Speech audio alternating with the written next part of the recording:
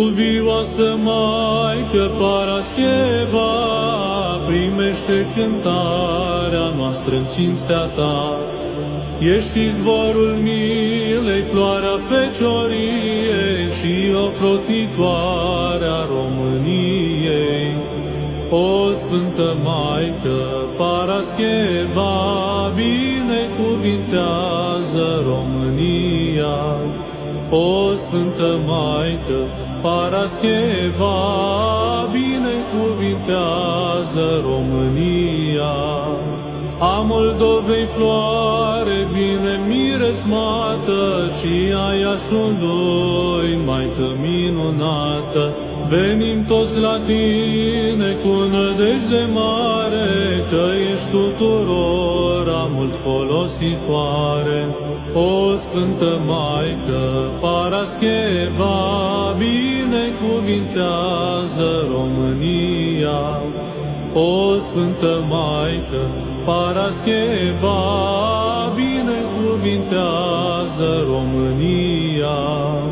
Cu durere multă, ori necazuri grele, alergăm la Tine să ne scapi de ele. Fii mijlocitoare și izbăvitoare, te rugăm fierbinte să ne fii scăpare. O Sfântă Maică Parascheva, binecuvintează România. O Sfântă Maică Parascheva, binecuvintează România. Cuvioasă Maică Parascheva, de departe vin și eu la rafla Ta.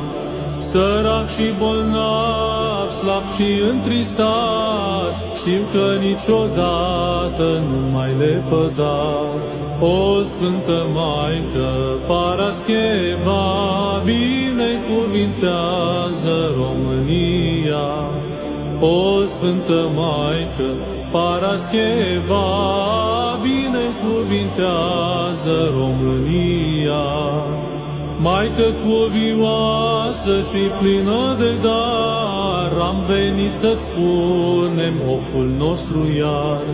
Am venit să-ți cerem cu nădejde tare, să primim și noi milă și vindecare. O Sfântă Maică Parascheva, binecuvintează România.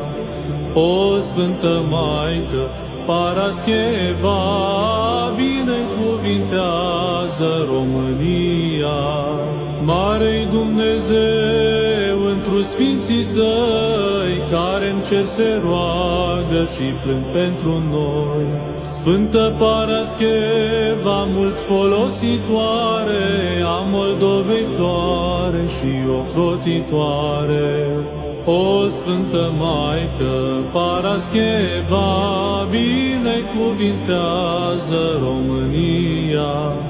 O Sfântă Maică Parascheva, binecuvintează România. O Sfântă Maică Parascheva, binecuvintează România. O Sfântă Maică Parascheva, binecuvintează România.